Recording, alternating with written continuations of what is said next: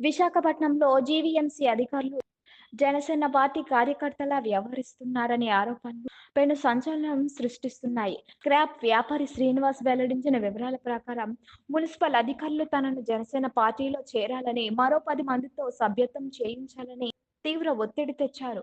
తాను అంతమందిని చేర్పించలేనని నిరాకరించినందుకు ప్రతీకారంగా నిబంధనల పేరుతో తనకు 35,000 భారీ జరిమానా విధించారని ఆయన వాపోయారు. పవన్ కళ్యాణ్ నేతృత్వంలోని జనసేన ప్రస్తుతం అధికార కూటమిలో ఉన్న నేపథ్యంలో ప్రభుత్వ యంత్రాంగాన్ని రాజకీయ ప్రయోజనాల కోసం వాడుకోవడంపై సర్వత్రా విమర్శలు వ్యక్తమవుతున్నాయి.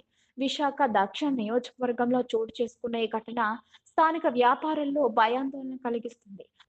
అధికారిక విధులను పక్కన పెట్టి పార్టీ సభ్యతల కోసం వేధింపులకు గురిచేయడం నైతిక విలువలకే విరుద్ధమని బాధితులు ఆవేదన చెందుతున్నారు. పేరు చీను అండి. నా పేరు చీను సార్. అర్థమైందా? చెంగళరావుపేట 36వ వార్డు సార్. నా వెయిట్ క్యాబిన్ కొట్టండి సార్. నాకు అదేంటంటే ఇక్కడ చాలా ఘోరంగా ఉంది సార్. జీఎంసీలు వచ్చి అభ్యర్థన చేస్తున్నారని వెనకాల పేరమని 10 మంది ఖర్చు చేయమన్నారు సార్. మనిషి 400 రూపాయలు ఇమ్మంటున్నారు సార్.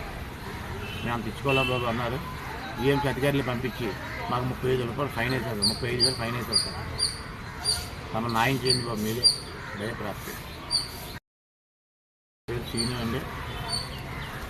నా పేరు చీను సార్. అర్థమైందా?